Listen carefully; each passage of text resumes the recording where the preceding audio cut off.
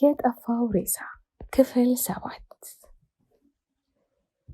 ከፊት ለፊቴ ድንቅር ብላ ቆማለች። ፊቷ ላይ እልህና ቁጣ ይነበብባታል። ኮስተር ብላ ከእግር እስከ ራሴ ተመለከተችኝ። ምንም ሳትናገር ዙሪያዬን ትዞረኝ ጀመር። እኔም በልበ ሙሉነትና ያላንዳች ፍራቻ ጸጥ ብዬ ቆምኩ። ድጋሚ ፊት ለፊቴ መታ ቆመች። ተጠጋችኝ። አንዳች ነገር እንደሚያሸት ሰው አየር በፍንጯ መሳም ጀመረች። የለበስኩትን ቀሚስ በእጇ እየነካካች ፈገግ ቆጣ እያለች ትመለከተኛለች። ድንገት የሞትሽ መስሎኝ ነበር አለሽ እንዴ ብላ ጠየቀችኝ። አወለሁኝ መኖር ስለቻልኩ ሳይሆን መኖር የሚችል አምላክ ስላለኝ ነው ብዬ መለስኩላት። ማሽሟጠጥ በሚመስል መልኩ ከንፈሯን አንቀሳቅሳ አንገቷን ነቀነቀች። ውስጥ የነበረው ቁጣና ንዴት ወዴት እንደሸሻ አላውቅም። ብቻ እርግጥ ብዬ ቆሜያለሁ። ከዛም የሆነ የረሳቸው ነገር ያስታወሰች ይመስላል። ግንባሯን ጭምድድ አድርጋ ፊቴን አትኩራ ተመለከተችኝ። ማን ነው ስምሽ የሚል ጥያቄ ሰነዘረች። ሜርሲ አልኳት። ፈጠን በይ። ከዚህ ቀደም እዚህ ክፍል ሆስፒታል ውስጥ ተመልክቼሻለሁ፣ ግን እንደ ዛሬው አልተዋብሽም ነበር።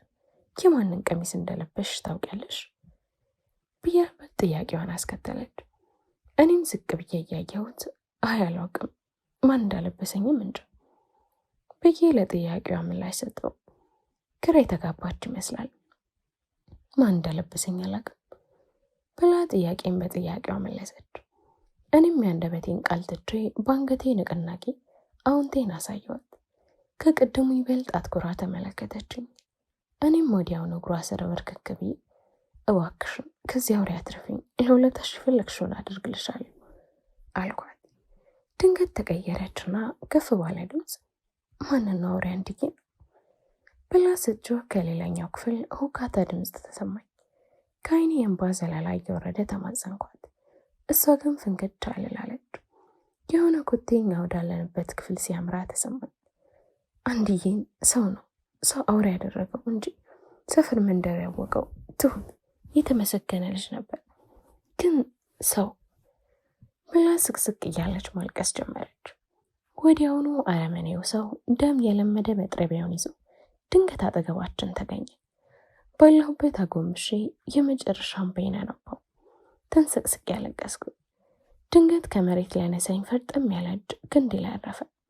ቀና ብዬ አየሁት። አረመኔው ሰው ነበር። መጥረቢያውን ጥሎ እጁን ዘረጋልኝ። እኔም በሱ ታግዤ ከመሬት ተነስቼ ቆምኩ። ፊቱን ለተመለከተው ለመግለጽም ቃልን የሚያሳጣው። እኔን ካነሳኝ በኋላ ትንሿን ሴትዮ ለማባበል ተጠጋል። እሷ ግን በአግራሞት ሆና ተደንቃ ትመለከተዋለች። ይመስለኛል ለምን እንዳልገደለኝ ለእኔ ጥያቄ እንደሆነብኝ ሁሉ ለእሷም ጥያቄ ሆኖባታል። አሁን እሷ ሴትዮ ወደ እኔ እንዳታይ ሙሉ ለሙሉ ከልሏታል። ቅድም ድምፅ በሌለው አረማመድ ወደ አስቀመጠው መጥረቢያ ተጠጋው። አባብለውን ከመሞት በጭቃኔ ቢገለኝ እመርጣለሁ። ከዚህ በላይ ለመሰቃየት ዝግጁ አይደለም። መጥረቢያውን አንስቼ በሁለት እጄ ጨበጥኩት። በለዘበ እርምጃም እሱን መጠጋት ጀመርኩ። ከሴትዮዋ ጋር የተስማማ አይመስልም። እየተወራጩ ነው የሚናገሩት። በእኔና በሰውየው መሀል አንድ እርምጃ ሲቀር አቋቋሚን አስተካክዬ መጥረቢያውን ከፍ አድርጌ አናቱን ብዬ ሁለት ቦታ ላይ ከፍለው ለራሴ ወሰንኩ። ያነሳሁትን መጥረቢያ ለነዛ ሁሉ ስቃይ መልስ መሆኑ ለእኔ የሚገባኝ። ከአብራክ ጓደኞቼ ጋር መጥቼ ብቻዬን ሊወስደኝ ያቆበቆበው ወይንም ደግሞ ሊቀላኝ የዳዳው ይህ ደም የጠማው መጥረቢያ ነው። የስቃይን በትር የሚሰነዝረው ደግሞ ከፊት ለፊቴ ጀርባውን ሰጥቶኝ የተገተረው ጣዕረሞት የህይወት ጨለማ ነው።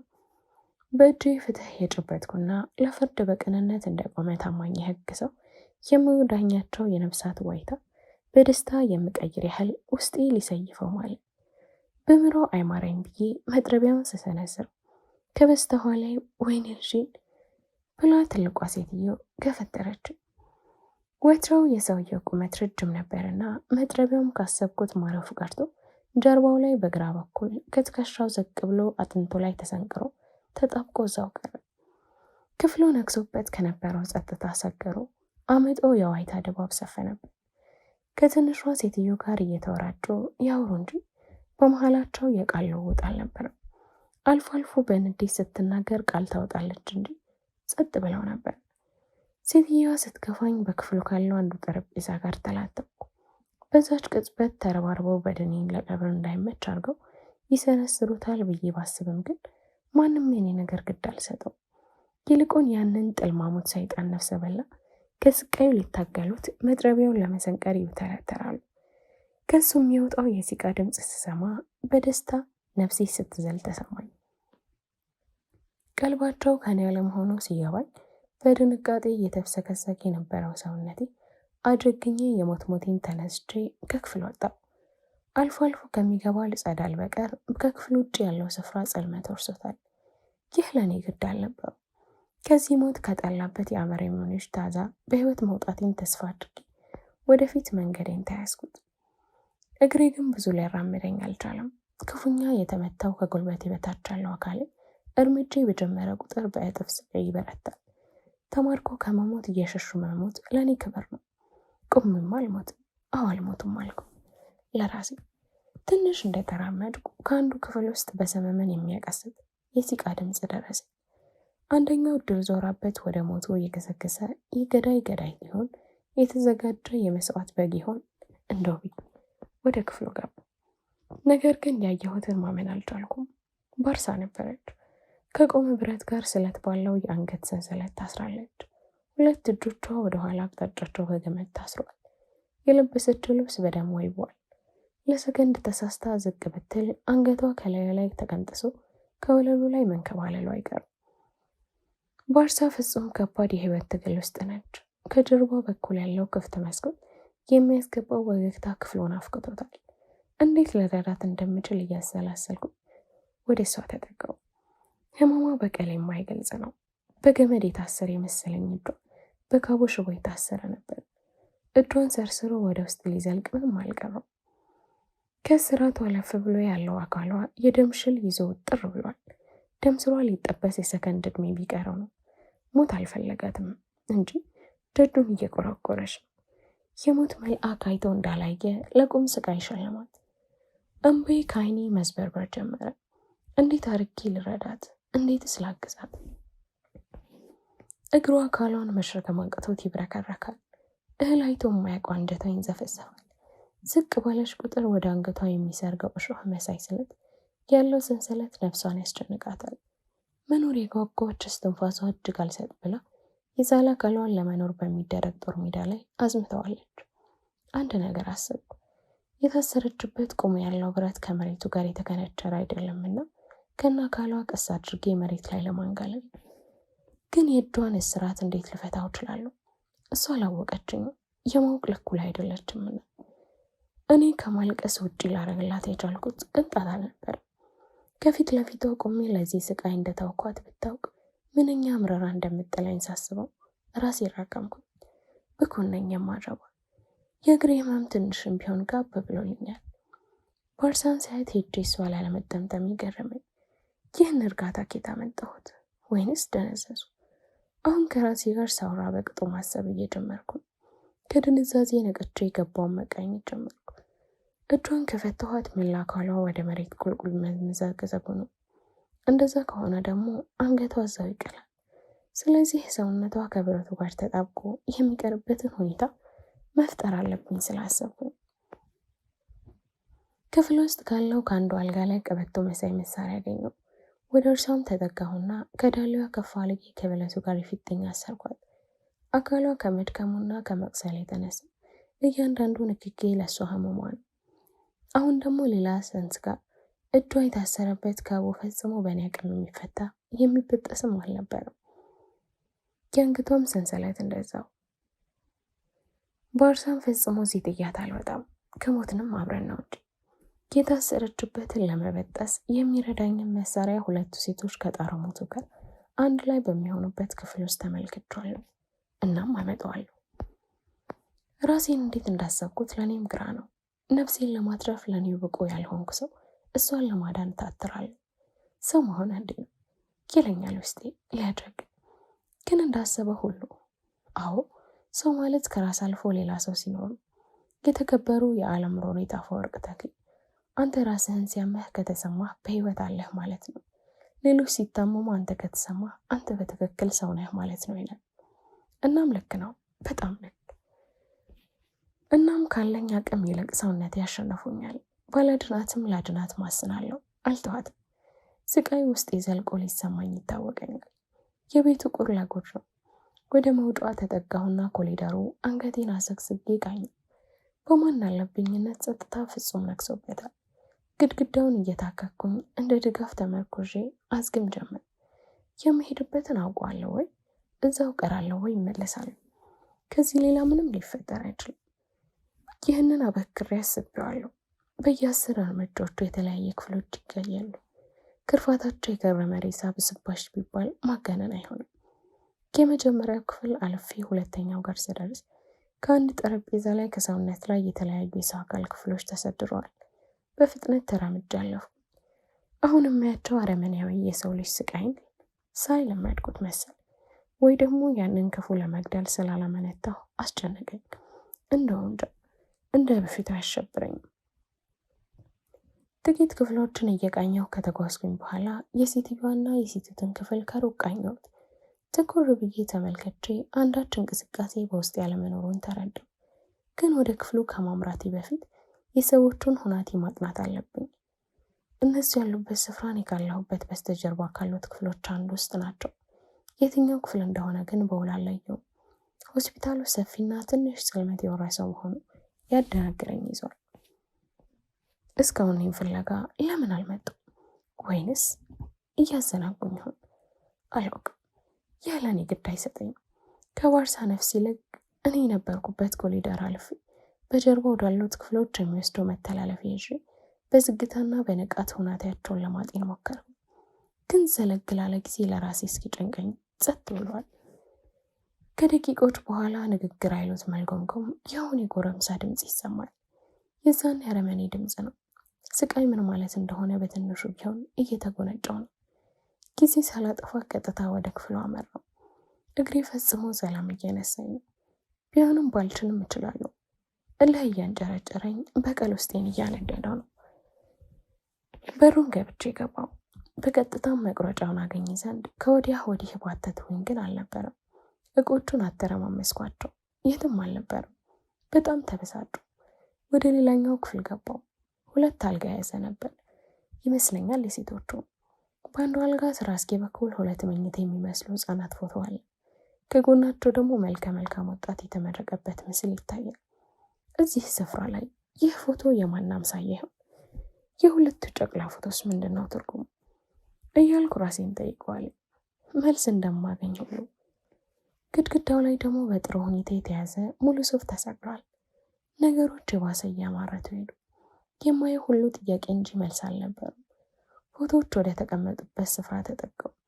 አጠገባቸው ሌላ አልበም ተቀምጧል።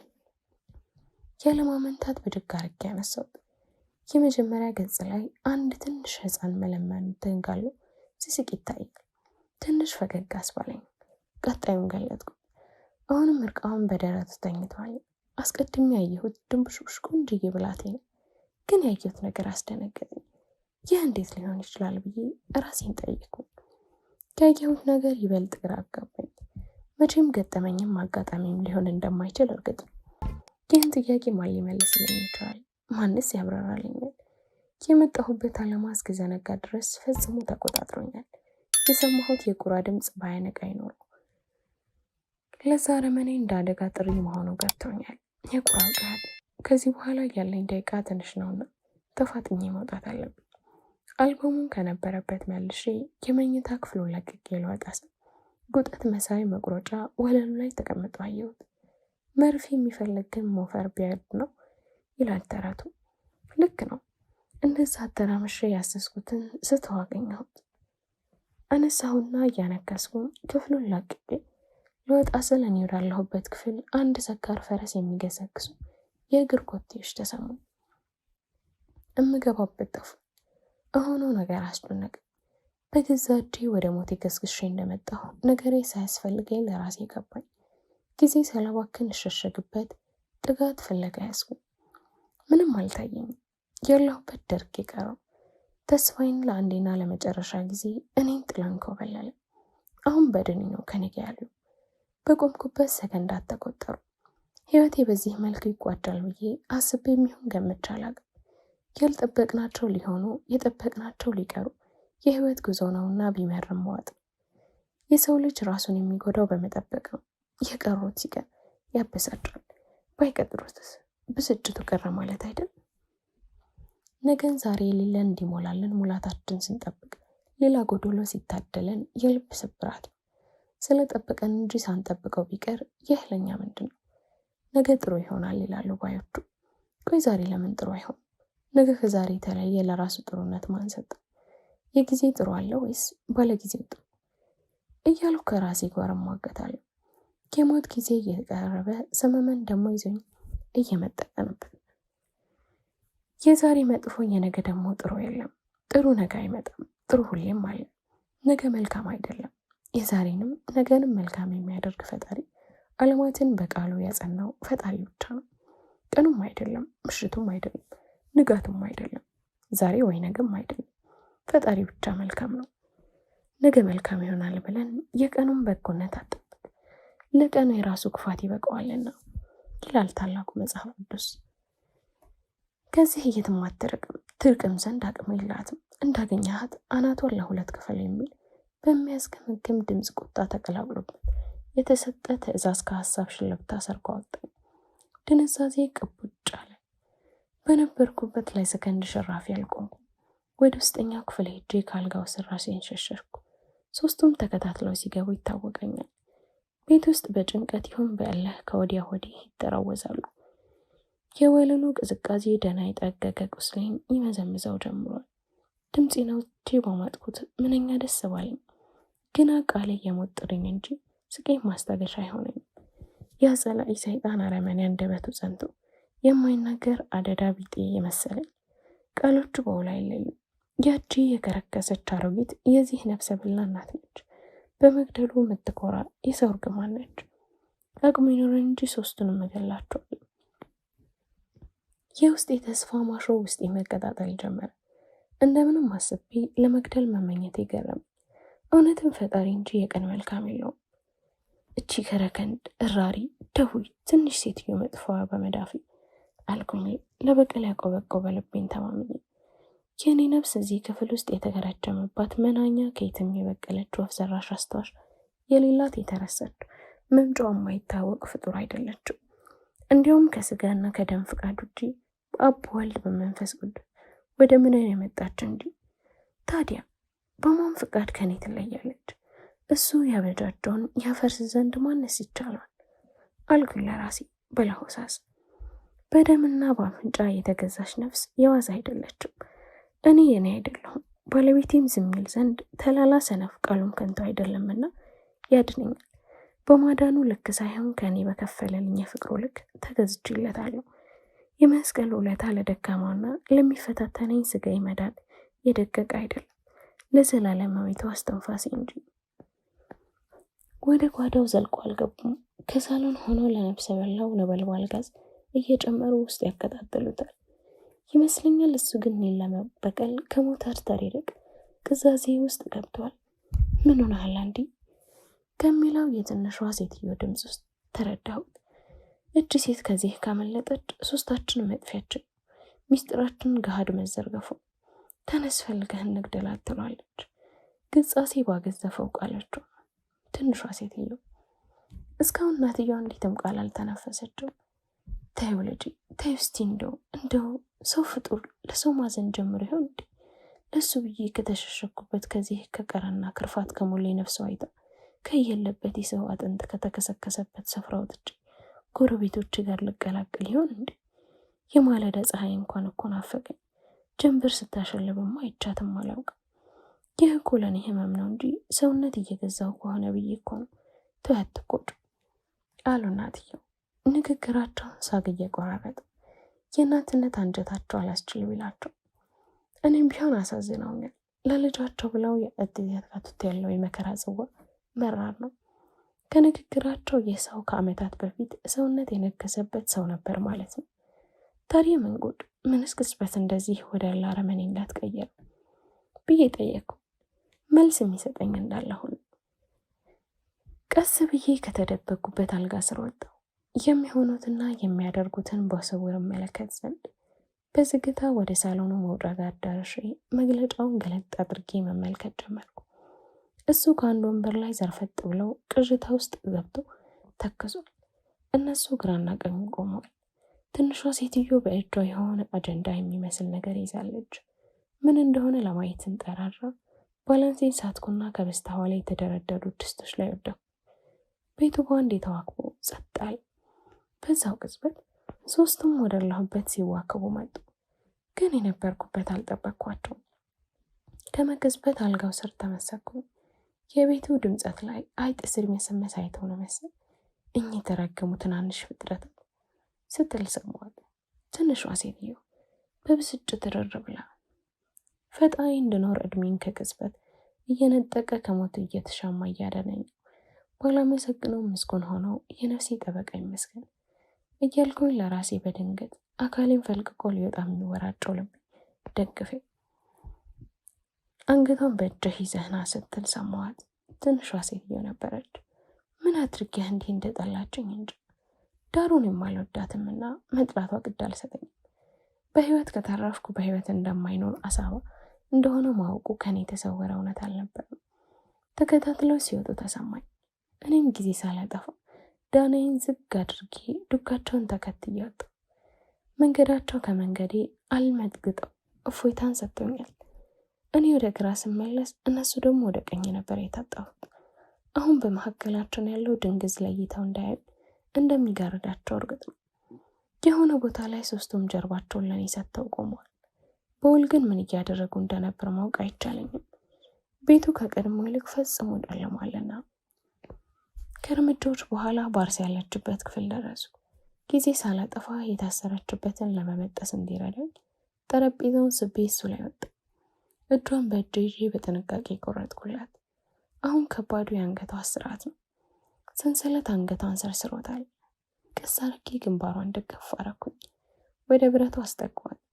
በጣም ለዝብ ባለ ሁኔታ በማስተዋል ቀስ እያረኩ መቁረጤን ተያዝኩት። ትንሽ ስህተት ብሰራ አንገቷን መሬት ላይ ነው የማገኘው። ይህ ደግሞ ፈጽሞ መሆን የለበትም። ሰንሰለቱ አንገቷን 3 ጊዜ ዞሮ ተጠምጥሞባታል። ዞሮን ከመፍታት ይልቅ 3ቱንም መቆራረጥ እንደሚሻል አውቃለሁ። ግን ደግሞ ጽልመቱ እየተገዳደረኝ ነው። የማደርገውን እለይ ዘንድ አልተቻለኝም። ቢሆንም ጀምሬያለሁ። እጄ ፈጽሞ በደም ተጨማልቋል። ሰንሰለቱም እንደዚህ በረጋ ደም ተሸፍኗል። የሰንሰለቱን ዙር የምለየው ጣቴን ወደ አንገቷ እስራት በስደት ነው። ስለቱ እጅግ ቢሆንም ውፍረቱ ግን እምብዛም ነበርና ለመቁረጥ አያስቸግርም ከመማረቱ በቀር። ሁለቱን ቆርጫቸዋለሁ። አንደኛው ግን አንገቷን ሰርስራት ኖሮ ሊያዘኝ አልቻለም። ምን ማድረግ እንዳለብኝ አላውቅም። ግን ደግሞ ከቅጣቴ የተቀጠነ አንዳች መያዝ ያስፈልገኛል። ለጊዜው መቁረጥን ተውኩና ብዙ ስለቶች የተቀመጡበት ጠረጴዛ ወደ መስኮቱ ተጠግቼ በሚዘልቀው ወግታ የምፈልገውን መምረጥ ተያዝኩት። መቀስ መሳይ ረዘም ያለ በቀዶ ጥገና ጊዜ የሰውን ቆዳ ለመያዝ የሚጠቀሙበት መሳሪያ ያገኘ። ግን አሁንም ቢሆን ጽልመቱ እሱን ለመጠቀም አዳጋች ነበር። የማለዳውን ብርሃን ተመኘ አይደር ባዘገያት ከንጋት በፊት ሰንሰለቱ አንገቷን ሰርስሮ ይበጥሰዋል። እናም አንዳች መላ መዘየድ አለብን። ክፍል ውስጥ ወዲህ ወዲህ ተመላለስኩ። ትንሽ እንደቆየው አንዱ ጥጋት ላይ የጀርባ ቦርሳ አገኘ። እሱን ለመሸከም ሰውነቴ በድካምና በስቃይ ተሰብስበው ነበርና የጎተት ወደ መስኮት ወሰድኩት። እንደምንም አዝቼ ጠረጴዛው ላይ ያለውን ዘረገፍኩት። የተለያዩ ልብሶች፣ የሚቀባቡ ነገሮች፣ ጫማዎች እንዲሁም የሚበሉ ነገሮች በውስጡ ይዟል። ወዲህ ወዲያ እያመሰቃቀልኩ ለእኔ የሚረባኝን ማስያልን ተያዝኩት። በድንገት የእጅ ባትሪ ያገኛል። ደስቴ ወደር አልነበረውም። አበራሁት፣ ይሰራል። መሳሪያዎችን ይዤ ወደ ባርሳ ተጠቀሙ። ባትሪውን አፌ ውስጥ ከትቼ አንገቷ ላይ እያበራው ነፍስ ለማዳን ታተሩ። ጥንቃቄ ከተሞላው ከደቂቆች ፈተና በኋላ ከሰንሰለቱ አንገቷን ነፃ ወጣሁት። ወገቧ ላይ ያለውን ቀበቶን ፈትቼ ቀስ ብዬ ከብረቷ አላቅቄ እግሬ ላይ ገደም አረኳት። ፀጉሯን እየደባበስኩ ትንሽ ከቆየሁ በኋላ ጠምቷት እንደው ብዬ አስቤ በኋላ ጥጣት ወለሉ ላይ አስተኝቻት ተነሳ። ከቦርሳ ውስጥ ካገኘው ምግብ ጋር ውሃ ነበርና ቀስ አድርጌ አጠጣኋት። መዋጥ ነበርና ለእሷ ህመም ነበር። በስቃይ 2 ጊዜ ተጎነጨች። ልብስ ደራረብኩላትና እግሬ ላይ አስተኛኋት እንድታርፍ በማሰብ። ከደቂቆች በኋላ በውጭ በኩል በመስኮቱ ጋር አንድ ሰው ውልብ ሲል ታየ። በፈጣሪ ስም አልኩኝ ድምፅ አውጥቼ። በድጋሚ በመስኮቱ ወደ መጣበት ተመለሰ። ይህን ትዕይንቱን እየደጋገመ ነፍሴን አስጨነቃት። ይባስ ብሎ መስኮቱ ጋር ድቅር ብሎ ቆመ። ማን ነው አልኩ ለራሴ፣ ሳቅ በተቀላቀለበት በሚሰባበር ቃል። ጥቁር ከመልበሱ በቀር ምንም አልታየኝ። ቀስ እያለ መስኮቱን ለመክፈት ይታገላል። የያዝኩትን በአትራ የበራሁት። ማን ነው እዛ ያለው? እርዱኝ፣ አድኑኝ ይላል በሲቃ በተሞላ ድምፅ እየተማጸነ። ባርሳን ቀስ አድርጌ ያስተኛኋትና የሰማሁትን ለማረጋገጥ በዝግታ ተጠጋው። ማነህ? ምን ሆነህ ነው አልኩኝ። የማወራውን ሰው በውል ባላቆም ዳሩ። ምላሽ ሳይሰጠኝ አንዳች ነገር ልቡ ላይ የተከነቸረበት ይመስል ትንፋሹ ሲቆራረጥ ተሰማኝ። ድምፄን ወጥ አድርጌ ጸጥ አልኩኝ፣ የሆነ ሰው እያጠቃው እንደሆነ በማሰብ። መልሶ ያወራኛል ብዬ ብጠባበቅም ደቂቃዎች ተጓዙ ያለምንም ቃል። እኔም ወደ ቦታዬ ተመልሼ ባርሳ ጋር ሄድኩኝ። እዛው ቁጭ ባልኩበት ግድግዳውን ተደግፌ እንቅልፍ አሸለበኝ። ባልነቃ ሰዓት ተጉዞ ኖሮ ከሆስፒታሉ ባሻገር የሚጓዙ መኪኖች ድምፅ ይሰማል። የፀሐይ ጸዳል ክፍሉን ሞልቶታል። ባርሳን በመጠኑ ሻል ብሏታል። ሜርሲ የእውነት አንቺ ነሽ አለች፣ እንባ ወደ ጆሮዋ እየተምዘገዘገ። አሁን እኔም ደርሼበታለሁ አትፍሪ አልኳት። እጇን አንስታ ፊቴ እንደባበሰች ፈገግ እያለችም አነባች። ከዚህ አስወጣሻለሁ፣ ቃል እገባልሻለሁ፣ ምንም አትሆኝም አልኳት። ራሴ እንደ በርቶ እያየሁ ግን እኔ ደካማ ነኝ። ለጽናት ትበርታ ብዬ እንጂ አቅሜ ምንም ነው። አካሌ ደርቆ ተብሰክስኬያለሁ። ዘለግ ላሉ ደቂቆች የጣር ድምፅ እያቆራረጠኝ ከባርሳ ጋር አውቃ እንዴት ልንተርፍ እንደምንችል ግን መላቀጡ የጠፋ ሜሴጅ ረመጥ ውስጥ ነው። መቃጠልና መክሰም እንድንበት ጥጋት የሌለብን ብኩኖች። እስካሁኗ ሰዓት ድረስ ወደኛ የመጣ ማንም አልነበረም። ድንገት ፎቶ ላይ ያየሁት ነገር ትዝ አለ። በደረቱ የተንጋለለው ብላቴና የኔን አይነት ጠባሳ በተመሳሳይ ቦታ ያለያበት። ይህ እንዴት ሊሆን ይችላል? የኔ ፎቶ ነው እንዳለ ጾታው ይለያያል። እንዴት ሆኖ? በምን ምክንያት ተመሳሰለ? ፎቶ ላይ የሰፈረው ቀን እኔ የተወለድኩበት ዕለት ነው። አሁን ነገሮች ቅጥ እያሉ ይብሱኑ እየማረቱ ሄዱ።